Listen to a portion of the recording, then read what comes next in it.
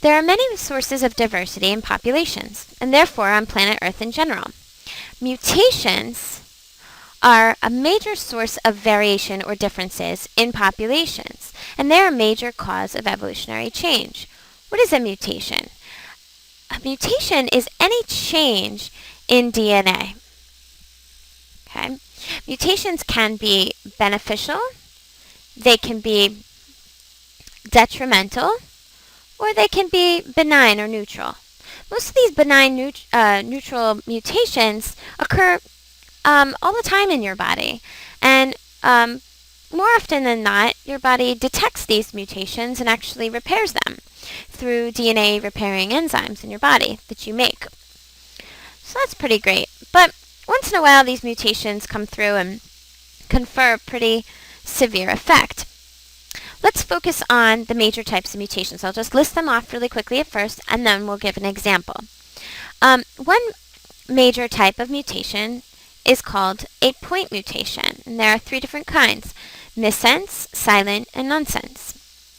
Another type of mutation is called a frame shift mutation. There are several kinds: insertion deletion, translocation, and tandem repeats. So let's give a couple quick details before we start illustrating some examples, and just run through some important things to remember. So just recall in DNA that nucleotide bases pair up and bond through hydrogen bonds down the middle. Now this sequence could be A, T, C, CAG, and its corresponding sequence would be TAG, G, T, C, through that principle of complementarity. Well, a mutation would be any change in any of these letters. Think about randomly changing a word in a sentence or the letters in a word. That entire sentence or that entire word may be illegible or misunderstood. The same goes for the body.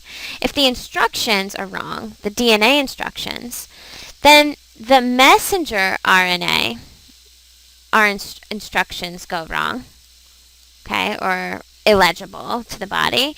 And then how that gets translated into proteins is by coding for certain amino acids, which then become inaccurate or misplaced. This can lead to serious effects. Diseases like Crohn's disease or sickle cell anemia, muscular dystrophy, and the list goes on and on. So first, let's give an example of a point mutation. A point mutation is really any mutation that where there is a substitution of just one letter for another. So let's start with a missense mutation. Okay, so we'll put missense up here. And you feel free to copy this on your own paper as we go along. In a missense mutation, let's say the original DNA is A, C, C, G, A, T, A. Okay.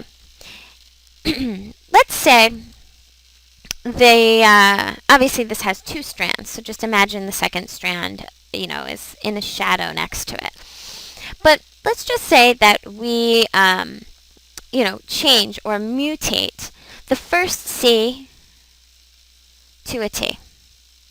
Okay? So now this is TC, see, I almost wrote J, TCG, ATA, and we keep the first AAA. So these 2 look very different now. Let's see what happens. So what would this code for in RNA is what we have to do first. We have to code from DNA to RNA. If you can remember that A corresponds to uracil in RNA. If you don't remember that, go back to our genetics chapter. And we're just going to transcribe DNA into RNA right here. Okay. If you look, if we change this second codon, okay, or set of 3 letters in sequence, it will change or potentially change the amino acid. But how do we know what amino acids there are going to be translated to? Well, we just look it up in the genetic code or the genetic dictionary. Okay, this is what basically is the same code for bacteria, for fish, zebras, monkeys, you name it.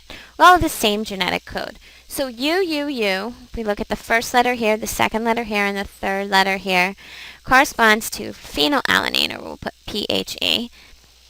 The original mutated DNA coded for the next amino acid as TCG. So let's find that down here, which coded for it coded for CCG, which coded for GGC in RNA. So GGC would have been the original, would have been glycine. Okay. But the mutated DNA codes for AGC in RNA, as you can see here. So we look up this mutated gene here, AGC, down below. A, first letter, second letter up here, G, and third letter here, C. And that corresponds to serine. Uh-oh. No matter what this last code is, we didn't mutate it, so we keep it the same. And what we're really looking at here is the definition of a missense mutation. What do we have here is the difference between glycine and serine, which could mean a big difference in the protein inside a cell. Okay, can confer a disease or even kill an embryo in growth, in early development. So this mutation is pretty bad. It's called a missense mutation.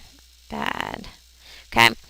Let's erase this and go through silent mutation. Silent mutation would be any mutation where the same amino acid is code for as the original amino acid. And you might ask, how is that possible?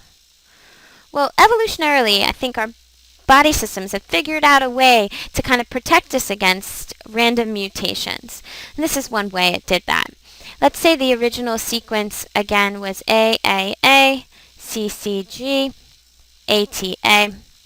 And the mutation in this picture is where maybe the G is changed to a C. So AAA remains this first part of the DNA, CC, and now it's changed to a C. So here's the mutation, and ATA. As we know, this is going to be coded into the same RNA and the same amino acid. But we know there's going to be a difference in this second codon here. So what's the difference? In RNA, CCG would code for GGC, and this mutated DNA, which would transcribe into RNA, would be GGG. What's the difference? Well, GGC codes for glycine. But GGG also codes for glycine. So therefore, if both of these codons code for glycine, is there a difference in the amino acid? No, absolutely not. Therefore, this is silent. The body does not feel an effect, even though these bases changed. The amino acids did not change. So think of a silent mutation as something that does not confer a change. We're happy about that. Or I guess we could say neutral. I'd be happy about that. So, moving right along, last example of a point mutation would be called a nonsense mutation. And a nonsense mutation is where the mutation codes for an early stop. So I'll make a stop sign, pretty pathetic stop sign here. And let's go back to our original sequence. AAA, CCG, ATA. Now how do we code for an early stop? Well, mutation can happen anywhere in this sequence. Let's say the last A is changed to a C. But let's say this sequence goes on and on and on for like hundreds and hundreds of bases, okay? And this is just somewhere in the middle of the sequence. But let's just say this mutated gene is right here. It goes from an A to a C. And this is all the same going backwards. And it's all the same going on and on and on throughout this code. Well, when we translate this, obviously it's the same here and it's the same amino acid here. But what happens over here? Well, the original RNA would read U, A, and the mutated would be UA. What's the third letter? In the original DNA, it would be UAU, coding for UAU, coding for tyrosine. Okay? But what happens to this mutated DNA? We code from a C to a G, and then we translate that UAG to, you got it, a stop codon. So instead of tyrosine, we are going to code for a stop.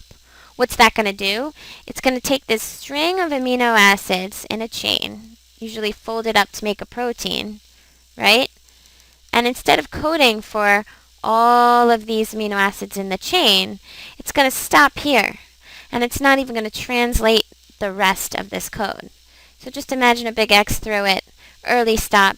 You think that's good for our bodies or for a protein channel in a plasma membrane or for carrying oxygen in red blood cells? No way. So an early stop would confer a big serious effect, and that would be called a nonsense mutation or premature stop. Let's go on. Frame shift. Frame shift mutations, I'll have you believe, as you'll see in a minute, are actually far more deleterious, even though they can all confer diseases.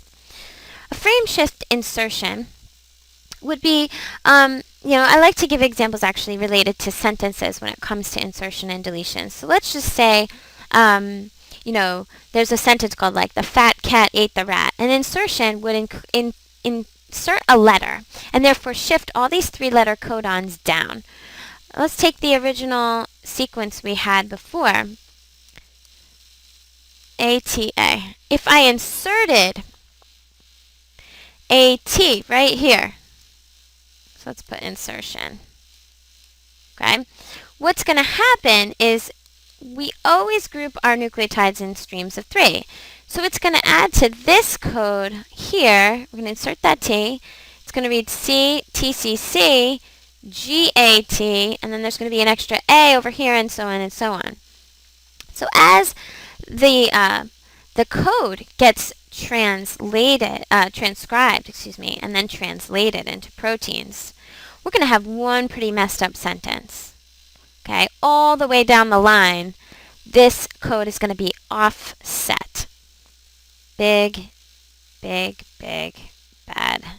No. So same goes for the differences in amino acids that will result in a deletion mutation. If we delete one of these letters, does the code switch or shift as a frame? Absolutely. In a deletion mutation, you would see original sequence AAA, CCG, ATA. And let's say we delete one of these A's. This entire frame here is going to be shifted to the left. So now we can just read it without this A, C, C, G, A, and then T, A, and so on. And the whole thing shifts to left. Do these code for the same amino acids down here? Absolutely not. All of these, there may be a chance that some amino acids line up, but this protein is definitely not what your body intended to make. So is deletion good or bad? Seriously bad. 2 more, real quick. Translocation. Translocation, I like to illustrate, like I said before, with a sentence. Let's write this sentence. The fat, each are words in codes in 3-letter words, I should say, because they relate to the codon.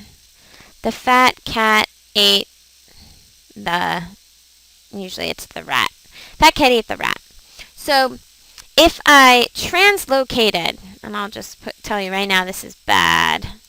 In translocation, we simply change around the order of many of these, I guess, codons or words, you could call them. So the mutated DNA might read something like the 8 cat, the fat. And this is just, kind of just a big jumble of these words, like you're shaking up dice and re-rolling. Translocation can happen, at the ends of genes, in the middle of genes, and so on and so forth, resulting in inaccurately translated proteins. And the last and finally type of mutation we'll go over today is called tandem repeats. Ever had somebody repeat themselves many, many times to you? It's kind of like what this is like. If we again had the sentence, the fat cat ate the rat, right? Tandem repeat would be something like the fat, and then we keep repeating some codon or some set of letters over and over again. So the fat, the cat, perhaps the ate, the, and it list goes on. You could just keep repeating some section of a gene in the middle of a particular gene sequence, coding for a protein that obviously would not thrive and not, do much for the body at all. Perhaps coding for a really serious issue like a disease in your body. So just remember the different types of point, a simple exchange for one letter versus another, and which can have serious effects or can be silent, or frame shift mutations where entire codons or what you could call words in this code are shifted, causing serious effects.